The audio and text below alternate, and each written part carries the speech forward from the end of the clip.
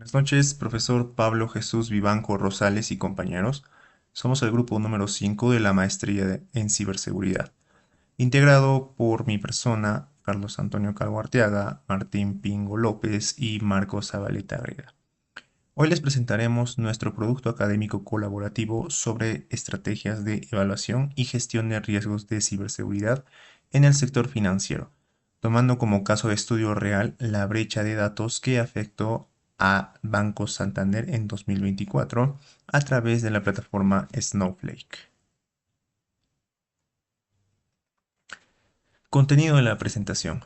Nuestra exposición se organiza en tres bloques. Yo presentaré la introducción, el objetivo de la investigación y el marco teórico. Luego mi compañero Martín nos llevará al corazón del caso, qué pasó, cuándo y cómo ocurrió técnicamente el ataque. Finalmente, Marcos cerrará con la evaluación bajo los marcos NIST CSF e ISO 27001. La comparación entre marcos, las medidas correctivas y nuestras conclusiones.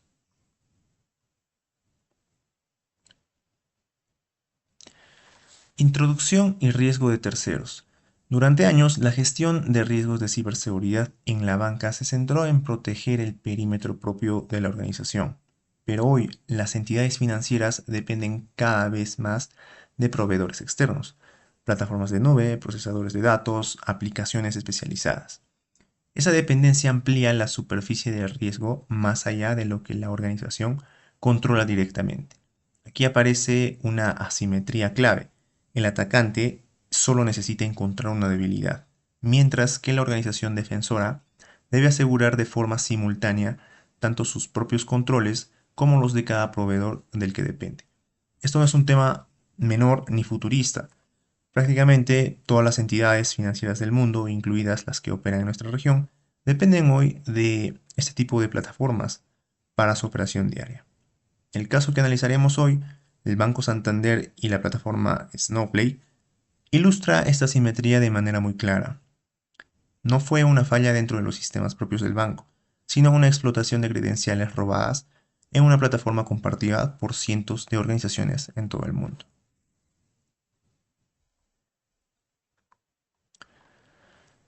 Objetivo de la investigación. Nuestro objetivo principal fue determinar si las estrategias de evaluación y gestión de riesgos existentes en el sector financiero son adecuadas frente a las amenazas que surgen de la dependencia de terceros proveedores. Para lograrlo, nos pusimos cuatro cosas concretas.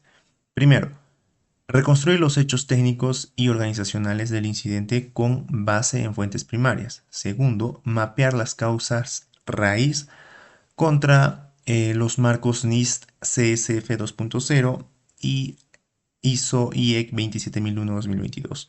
Tercero, analizar la respuesta corporativa y regulatoria que se dio después del incidente. Y cuarto, proponer recomendaciones aplicables a cualquier organización financiera que dependa de proveedores externos de datos.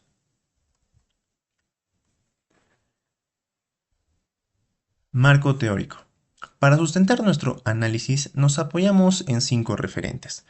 Von Solms y Van Niekerk en 2013 diferencian la seguridad de la información centrada en el perímetro propio de la ciberseguridad, que protege también frente a amenazas que vienen del ciberespacio fuera de ese perímetro. Esta distinción es clave porque, como veremos, el incidente de Santander se originó completamente fuera de su perímetro corporativo. Kraigen, Diakun, Tiabult y Purs en 2014 plantean que la ciberseguridad es un fenómeno multidimensional, técnico, legal, económico y organizacional a la vez, y no un simple problema de sistemas. Humphreys en 2008 destaca el valor de los estándares de gestión eh, como la familia ISO 27000 para sistematizar la seguridad, incluyendo de manera muy relevante para nuestro caso la relación con proveedores externos. Barrett, autor del marco de NIST, documenta cómo la versión 2.0 del NIST CSF, publicada en 2024, incorpora de forma explícita por primera vez la gestión de riesgos de la cadena de suministro y de manera muy relevante para nuestro caso, la propia investigación técnica de Mandiant en 2024 encontró que casi el 80% de las cuentas comprometidas en esta campaña ya tenían credenciales expuestas previamente en otras filtraciones. Con esta base teórica, le cedo la palabra a mi compañero Martín, quien nos explicará en detalle qué ocurrió en el caso Santander.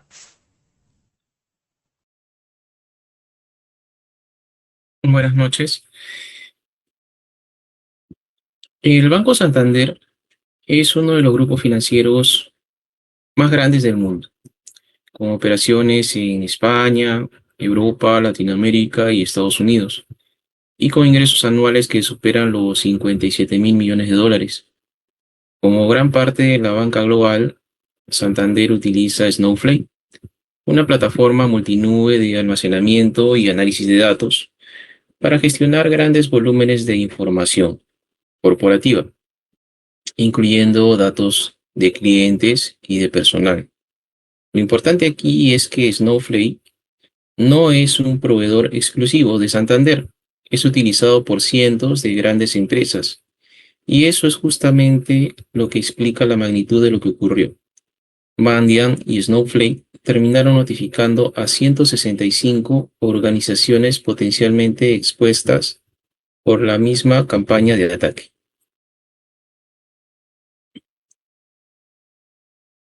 Veamos la cronología del incidente. El 14 de abril de 2024, el actor de amenazas, identificado como UNC 5537, comenzó a comprometer instancias de clientes de Snowflake usando credenciales robadas. Santander identificó el acceso no autorizado el 10 de mayo, determinando que el compromiso se había iniciado unos días antes. Entre el 22 y el 23 de mayo, Mandiant ya había identificado múltiples clientes afectados y Snowflake confirmó públicamente la actividad sospechosa. El 29 de mayo, Santander notificó formalmente la brecha ante el fiscal general del estado de Vermont, en Estados Unidos, cumpliendo con las obligaciones de notificación. Y en junio, el grupo conocido como Shiny Hunters comenzó a publicitar en foros clandestinos la venta de datos de 30 millones de clientes de Santander en Chile, España y Uruguay. El vector técnico de ataque. ¿Cómo lo hicieron técnicamente? En 4 pasos. Primero, malware del tipo InfoStealer infectó equipos que no pertenecían a Snowflake. Muchos de ellos, de hecho, equipos de contratistas usados tanto para el trabajo como para el uso personal, y robó credenciales de acceso, algunas desde el año 2020. Segundo, esas credenciales nunca fueron rotadas ni protegidas con autenticación multifactor, así que seguían siendo perfectamente válidas 4 años después de haber sido robadas. Tercero, el atacante simplemente ingresó a la plataforma usando esas credenciales legítimas a través de la interfaz web nativa y de una herramienta de línea de comandos llamada SnowSQL, sin necesidad de explotar ninguna falla de software.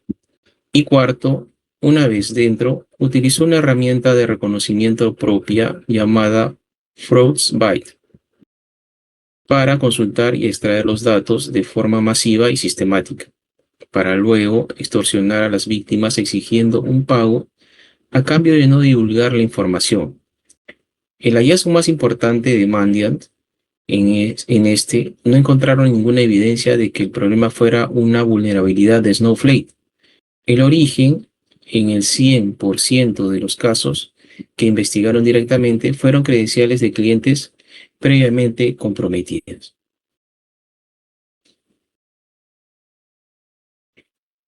Veamos el alcance e impacto de la campaña. En números, 30 millones de clientes de Santander en Chile, España y Uruguay vieron sus datos ofrecidos a la venta. Más de 12.700 empleados de Santander en Estados Unidos tuvieron su información comprometida. Y como mencionamos, 165 organizaciones en total fueron notificadas por esta misma campaña, incluyendo nombres como Ticketmaster, AT&T, Advance Auto Parts y Truist Band. Y aquí está la lección más importante de este bloque. Un solo patrón de descuido. No rotar credenciales y no activar autenticación multifactor, combinado con una plataforma compartida por cientos de clientes corporativos, convirtió un problema de higiene básica en un evento de exposición masiva y simultánea en múltiples sectores, incluido el financiero. Con esto, le paso la palabra a mi compañero Marcos, quien nos explicará cómo evaluamos este caso con los marcos NIS, CSF e ISO 27001. Muchas gracias. Gracias, compañero Martín, y buenas noches, docente. Bien, el NIST CSF 2.0, como bien sabemos, organiza la gestión de ciberseguridad en 6 funciones, que implica gobernar, identificar, proteger, detectar, responder y recuperar. Al realizar el mapeo, en el caso presente, ¿no?, de Santander, contra las funciones hemos encontrado un patrón bastante claro. Las funciones preventivas han mostrado un nivel de madurez bajo. En cuanto a gobernar, no hubo verificación independiente de que la plataforma Snowflake tuviera controles mínimos habilitados.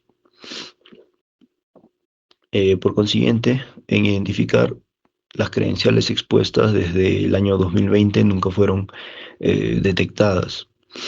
En proteger, simplemente, por así decirlo, no había autenticación multifactor. Sin embargo, en las funciones reactivas, responder y recuperar, sí podemos percatarnos de un desempeño más sólido. Santander ha notificado a los reguladores en alrededor de 3 semanas y ha cooperado de manera activa con la investigación. Entonces, la conclusión en sí es que el problema no fue cómo reaccionaron, sino que no habían prevenido lo prevenible.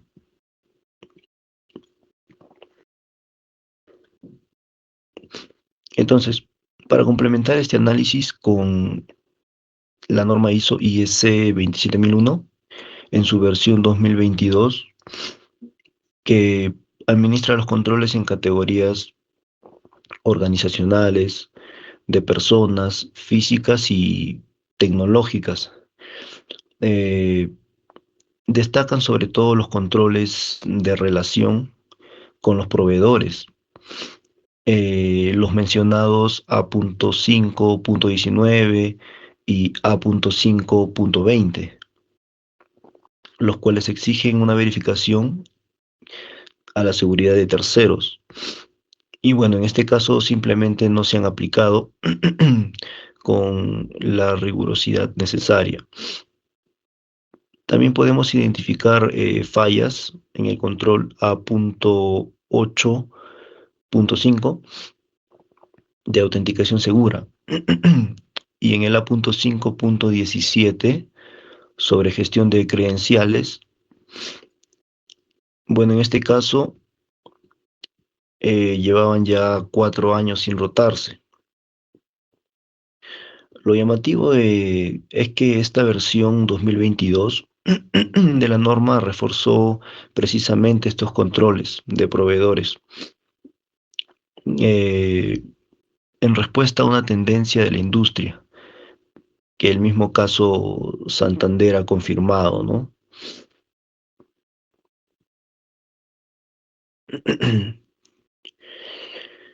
Eh, También se ha hecho la comparación respectiva de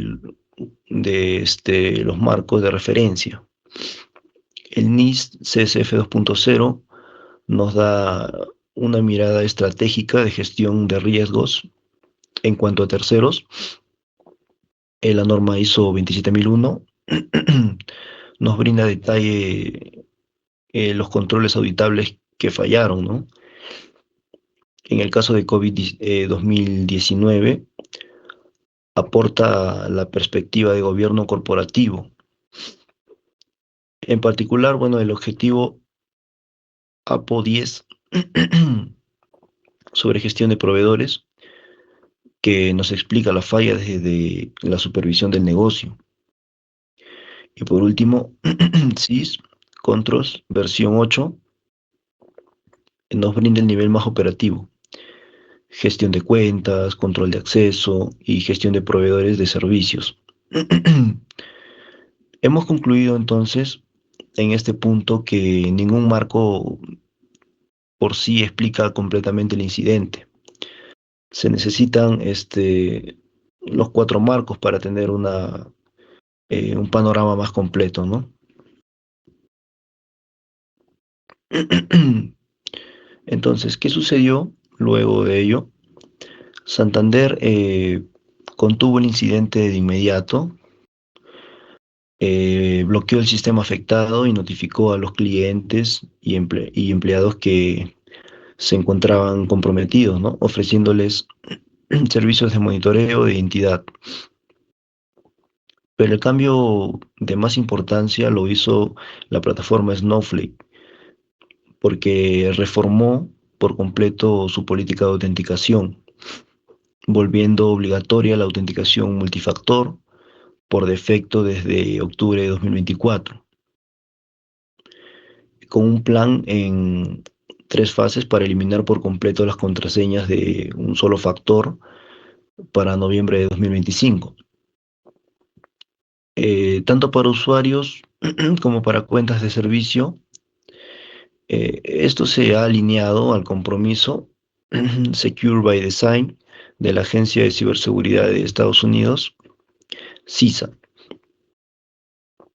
A nivel legislativo, los senadores Blumenthal y Warren exigieron formalmente explicaciones detalladas a la plataforma en julio de 2024, en una carta pública bastante crítica.